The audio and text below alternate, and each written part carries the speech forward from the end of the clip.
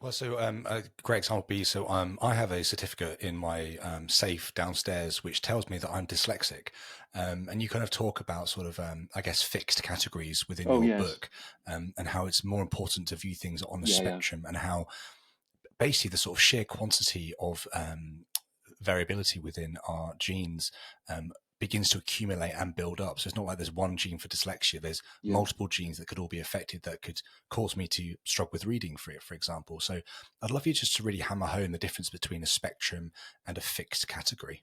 Yeah, I'm really glad you brought that up because that ties together this Mendelian approach with single genes and the quantitative genetic approach, which from the start recognized that there are many. We're not looking for a handful of genes; we're looking for many genes, and this has become apparent with these polygenic scores because they're always normally distributed. So the polygenic score that predicts schizophrenia, it isn't like um, at all bimodal. It's a completely normal distribution.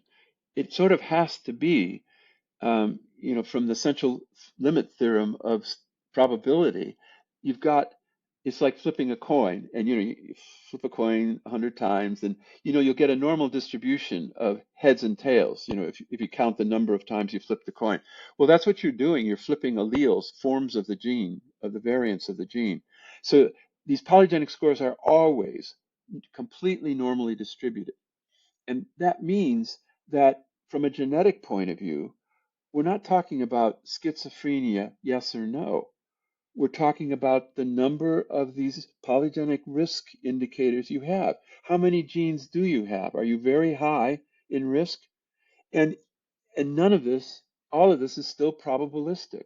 When you shift from a single gene approach to a polygenic approach where there are many genes affecting a trait, you go conceptually, it's a very big jump because you go from hardwired deterministic single gene influences to completely probabilistic propensities. And that's really hard for people to get their head around, but it's incredibly important because that means we're not dealing with hardwired deterministic, fatalistic sorts of risks. Yeah, so the upshot of that then is to say that although, say in psychiatry, they follow the medical model to diagnose disorders, like you said, reading disability. And the way you make it sound more medical is you give it a Latin or Greek name. It's not reading disability, it's dyslexia. Your kid doesn't have problems with math. They have dyscalculia, as if they have this disorder. But I think that medical model is holding back psychiatric research a lot because you're trying to divide the world into two groups. Those cases who have the disorder, who actually have the disorder, and controls who don't have the disorder.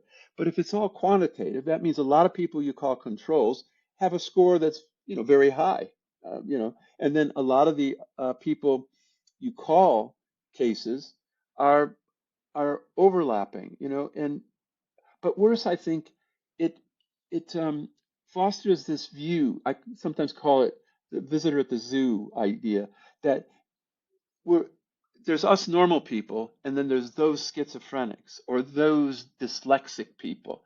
And I have a paper that's called "Common Disorders Are the Quantitative Extreme of Normal Dimensions of Genetic and Environmental Influence." And I really believe it. I do not believe there are disorders. I don't believe autism exists. I don't believe schizophrenia exists. There are problems, lots of behavioral problems. And there are people at the extremes. And yeah, that's important to know. But what do we gain by pretending there's an etiologically distinct disorder? Because that's what the medical model is about.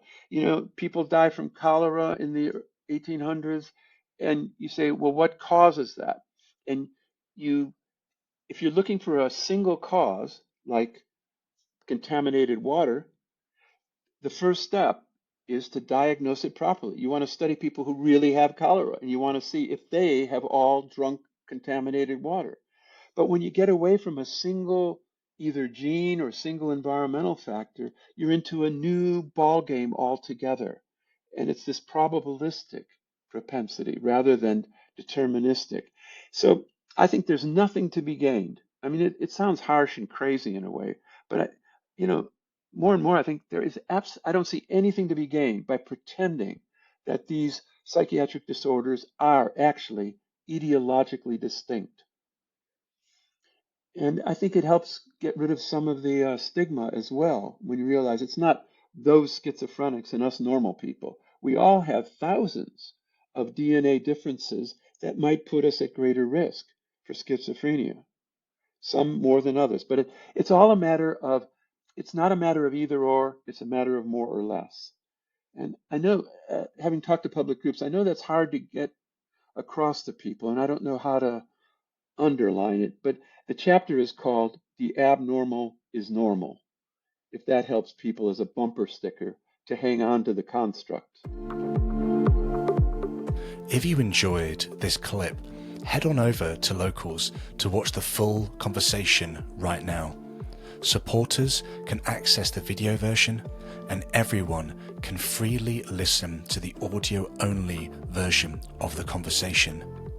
If you're on YouTube or Rumble, please like, subscribe, and then hit the bell notification icon so you never miss a new episode. I'll catch you next time. Cheers.